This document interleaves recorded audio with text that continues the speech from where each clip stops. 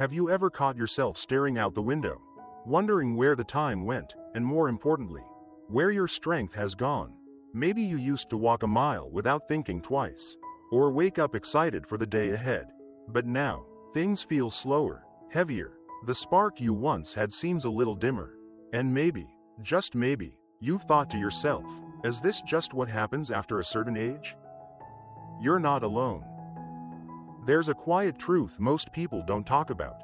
Many older adults, sharp, strong, and spirited through their 60s and 70s, begin to noticeably fade once they cross into their 80s. And I'm not just talking about wrinkles or gray hair. I'm talking about energy, memory, vitality, and even purpose. The part of you that used to feel alive suddenly feels distant. And the world? It shrugs and says, that's just aging. But what if that wasn't the whole story? What if the struggles we often see after 80 aren't just about genetics or luck? What if there are hidden habits, overlooked patterns, quiet shifts in daily life that slowly chip away at your strength, without you even realizing it? Today, we're going to gently uncover those truths together. And we're not here to dwell in fear. We're here to reclaim power, because you still have so much more life to live. And if this message stirs something in you, give it a like or leave your thoughts below. Your story might just light the way for someone else. Let's begin by talking about something most folks miss entirely: those tiny, everyday interactions that used to fill your life without effort. You remember them: the nod to your neighbor while checking the mail, a quick chat with the grocery store cashier, a joke shared with someone on the park bench. They may have seemed small, even forgettable at the time, but inside your brain, they were doing something big. These tiny moments of connection are what scientists call microsocial engagement, and they're vital for keeping your brain alert and your spirit connected. The trouble is, after 80, these small social touchpoints often disappear quietly. You might start shopping online instead of going out. Maybe your hearing's not what it used to be, so conversations become a little more tiring. Or perhaps you've stopped walking as much because your knees ache on cold mornings. It seems innocent, harmless, even practical. But slowly, without knowing, your world begins to shrink. And when the world shrinks, so does your sense of aliveness. I knew a man named Paul. He was 83, lived alone, but always walked to the same corner cafe every morning. The staff knew him by name. They saved his table. He'd say hello to the dog walkers, wave to the crossing guard. 5 minutes of connection, that's all, but it gave shape to his day. It made him feel seen. When the cafe closed during the pandemic, Paul stopped going out. The walks ended, the greetings faded. Within months, his memory dulled, his energy dropped, and his smile became rare. He didn't get sick, he just disconnected, and the brain noticed. Social interaction, even the smallest kind, tells your nervous system that you're still part of the world. It keeps your mind sharp, your hormones balanced, your mood stable, and without it, something in us begins to slowly shut down. So if you found yourself skipping small errands, avoiding conversation, or just staying in more than usual, it's time to ask, is this comfort, or is it quiet isolation?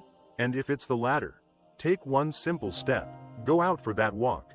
Say hello. Visit that familiar place again. You're not doing it just for social reasons. You're doing it to wake your body and mind back up. Now let's talk about another silent threat, one that often hides behind good intentions: being too careful. You see, many people after 80 start limiting themselves. They walk less, reach less, move less, not because they can't, but because they're afraid of falling, afraid of injury, afraid of doing too much. And that fear? It's understandable, but when it becomes the reason you stop moving altogether, it turns into something far more dangerous than a fall. I once met a woman named Judy, 85, who used to love tending her backyard garden. One day, she tripped over the hose. No injury, just a bruise and a scare. But she stopped gardening. Then she stopped going out the back door at all. A year later, she needed help just to get off the couch. Judy didn't stop moving because she got weak. She got weak because she stopped moving. The human body, especially after 80, is like a flame. It needs air, space, and motion to keep burning. If you stop using your muscles, they shrink, your balance falters, your coordination slips, and soon, even simple tasks feel impossible, not because of age, but because of disuse. Now, I'm not saying to ignore real risks. Use handrails, wear good shoes, take your time, but don't surrender to fear. Don't build a life that's safe, but still. Because movement isn't just about strength, it's how your body knows it's still alive. It's how your brain stays online, your heart stays strong, and your spirit stays lit. So ask yourself honestly, am I protecting myself? Or am I disappearing bit by bit? If it's the second, even a short daily walk can begin to shift that story. We've just scratched the surface. There's more, deep, quiet reasons why some people fade after 80 while others stay sharp and full of life. But already, you're starting to see it. Aging isn't just something that happens to us. It's something we can influence, one step, one connection, one small choice at a time. Let's keep going. One of the most surprising things that quietly steals vitality after 80 isn't something most folks would expect. It's not illness or injury. It's not even loneliness in the way we usually think of it. It's light, or rather, the lack of it. You see, inside every one of us is a clock that never ticks but runs everything. Your sleep, your appetite, your immune system, even your mood. It's called your circadian rhythm. And after age 80, it becomes more sensitive than ever. When that rhythm gets off track, the whole body starts to feel out of sync. I met a woman once named Darlene. She was 84, lively, full of stories, but she started complaining that her sleep felt shallow. She'd be awake by 3 a.m., dragging through the day, and napping in the afternoon just to get by. Her doctor checked her heart, her thyroid, even her medications. Everything looked fine.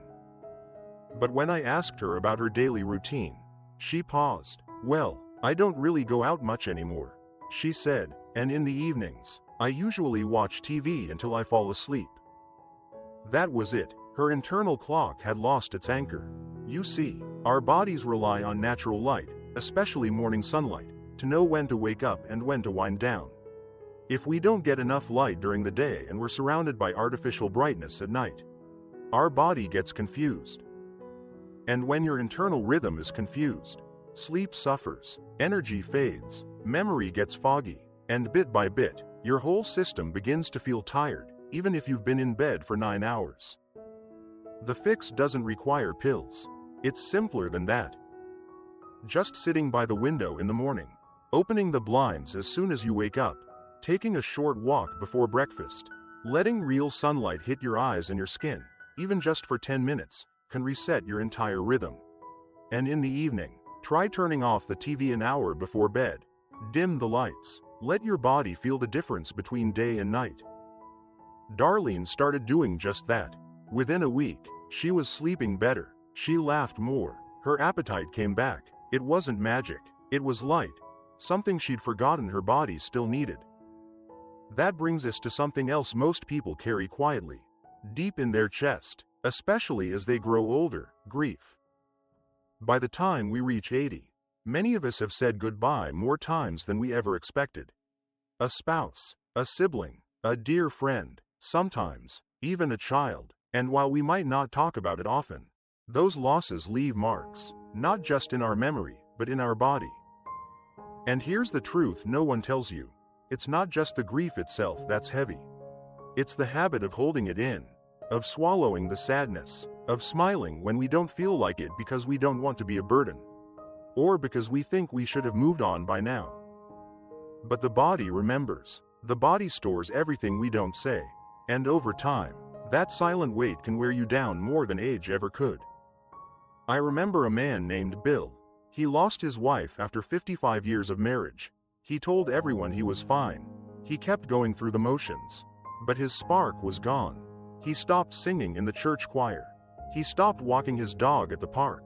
And within a few months, his health declined, not because of a disease, but because his heart had no room left to breathe. Grief, when left unspoken, turns inward. It affects sleep, digestion, immunity, even memory. But here's the hope. When that pain is given space, when it's shared, expressed, released, it can transform. You don't need to pour your heart out to a crowd. Sometimes it's just saying their name aloud, writing in a journal, lighting a candle, talking to a friend who understands, or even whispering your feelings during prayer. What matters is that you let your heart feel, because emotions that are felt can heal. And when the heart begins to breathe again, so does the body. You are not weak for feeling grief. You are human, and giving your sorrow a voice might be the very thing that brings your strength back. Now, there's one more quiet thief that steals life after 80. It's not as obvious as illness, not as scary as a fall, but it might be the most powerful one of all: the loss of daily purpose. Not the big kind of purpose like, what is my legacy? But the simple kind, the reason to get out of bed in the morning. Something to do, someone to help, some little task that says, I still matter. When that purpose fades, so does everything else. You might have felt it. A group you used to meet with disbands. A family visit gets canceled. You no longer feel needed, so you stop making plans. Days begin to blur, meals lose their meaning, and little by little, the body, like a car left in the garage too long, stalls. But here's the beautiful truth. Purpose doesn't have to be big to be powerful. It just needs to be yours. I once knew a woman named Irene. She was 89, lived alone. Her hands were shaky, and her knees weren't what they used to be. But every Thursday, she baked muffins for the kids at the church daycare. Every Monday, she wrote letters to people on the prayer list. And every day at 4 p.m., she sat by the window to wave at the school bus. That was her rhythm, her purpose, and because of it, she was alive, not just breathing, alive. So, ask yourself gently, what gives my day shape? What brings me that little spark? It might be a garden, a grandchild, a journal, or a quiet prayer. Whatever it is, give it your attention, let it ground you. Because your body listens, and it will keep going, as long as it knows it's still needed. Let's keep this conversation going. It's amazing how something so quiet, like the fading of a routine or the soft closing of a chapter, can make the biggest difference in our bodies. Not all at once, but gradually, subtly, like the dimming of a lamp. You don't even notice the light fading until you're sitting in the dark. That's how life after 80 can feel for many. And yet, that light can come back, not with grand gestures, but with the simple decision to re-engage, to take one small step forward, even if your knees creak or your heart feels hesitant. Because here's the truth. Most people don't struggle after 80 because of one dramatic event. It's not usually a fall or a diagnosis that pulls the rug out from under them. It's the quiet combination of things slipping away. One small habit dropped, one less outing, one less reason to smile, until suddenly, life feels flat, heavy, lonely. But just as it fades gradually, it can return gradually too. One short walk can spark energy again. One phone call can bring laughter. One morning standing in the sunlight can reset your whole body clock. That's how powerful small choices are, even after 80. Maybe especially after 80. I remember meeting Mr. Leonard, a retired teacher who was 86. He used to be lively, full of jokes, but after his wife passed, and his bridge group stopped meeting, he began spending entire days in his recliner, watching the same shows, barely speaking to anyone.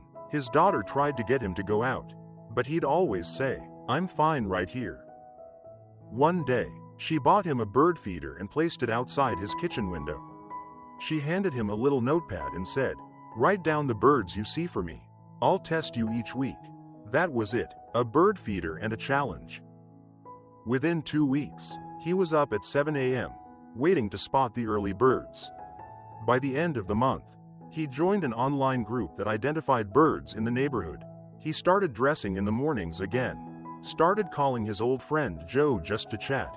It didn't take a miracle, it just took a spark. What we're really talking about isn't how to survive past 80. It's how to live fully, richly, and with meaning. To do that, your body, your mind, and your heart need nourishment. Not just food, but connection. Not just medicine, but movement. Not just sleep, but purpose. Think of yourself as a house that's weathered many seasons. Strong walls, a good foundation, but maybe the lights flicker now and then. Maybe some rooms feel quieter than they used to. That doesn't mean the house is empty. It just needs a little life breathed back into it. A few visitors, some music in the background, the smell of something cooking. That house can come alive again. So can you. And it starts with asking, what have I let go of that used to give me joy?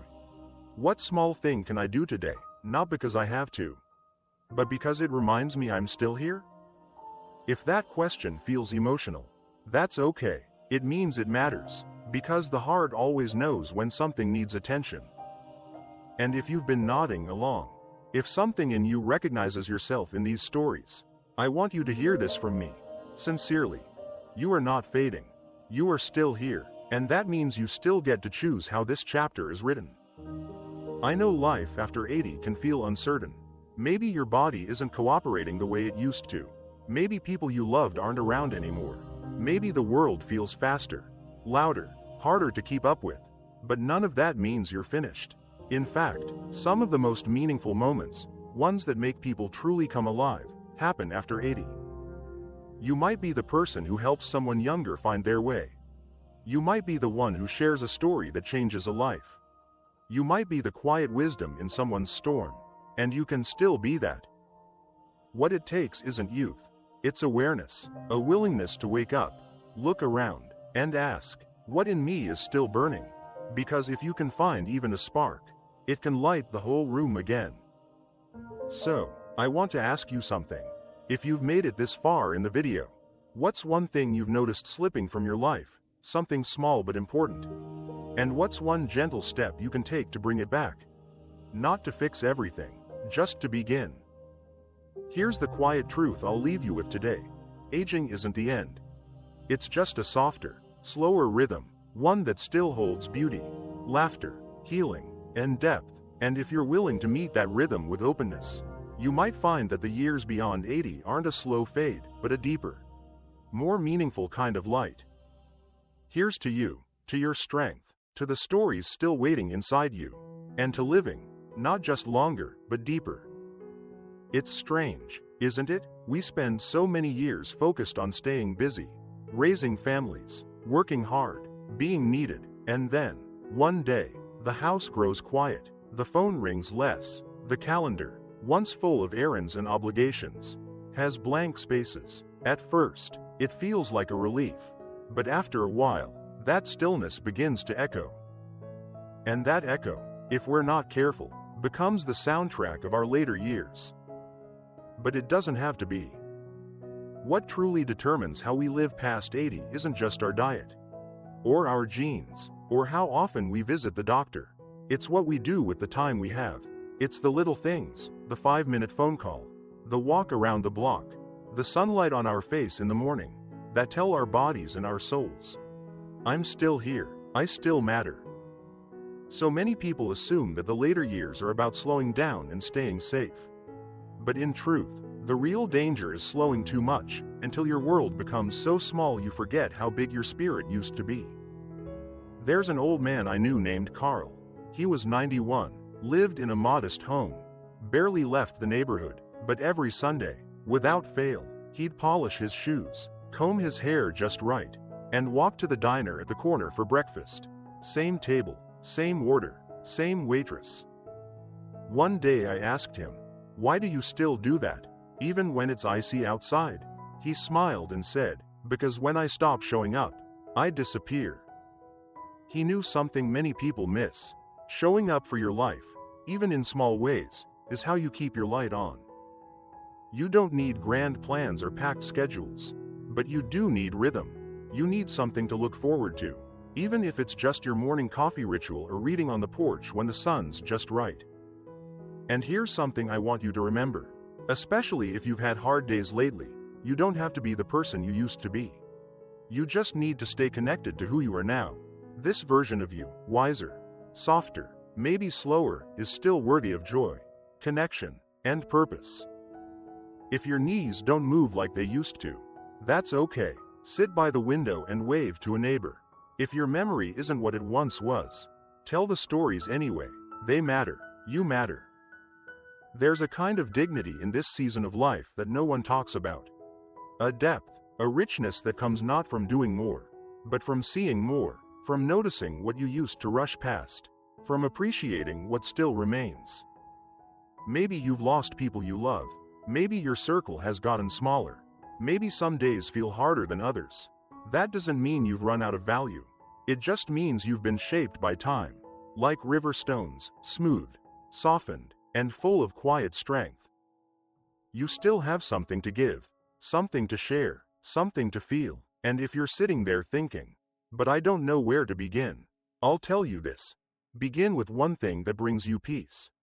One thing that gives your day shape. And then do it again tomorrow. Because the body doesn't just run on food and water. It runs on meaning. It stays alive as long as it believes it's needed. And the people who live well into their 80s, 90s, even past 100, they're not just lucky. They're intentional. They've kept moving, kept connecting, kept caring, even when it was hard, even when it didn't seem to matter. So if you've ever felt invisible, forgotten, or just plain tired of trying, I see you. And I promise, there's still so much inside you that's worth waking up for. This life is still yours. And if this message has touched your heart in any way, if it reminded you of your strength or helped you see your worth more clearly, I'd be honored if you left a comment below. Share one thing you're going to do this week, just one, to care for your mind, your body, or your soul. You never know who might read your words and feel less alone because of them. And if you feel moved, consider liking this video or subscribing to Vibrant Elders. Not because it helps us grow, but because it helps keep these conversations alive. And sometimes, one small click is a way of saying, "I'm still here. I'm still choosing to live." Here's to your next chapter, whatever age you are, whatever road you've walked. May it be filled with gentleness, with courage, and with the quiet knowing that your presence still matters deeply. Keep going. You're doing better than you think.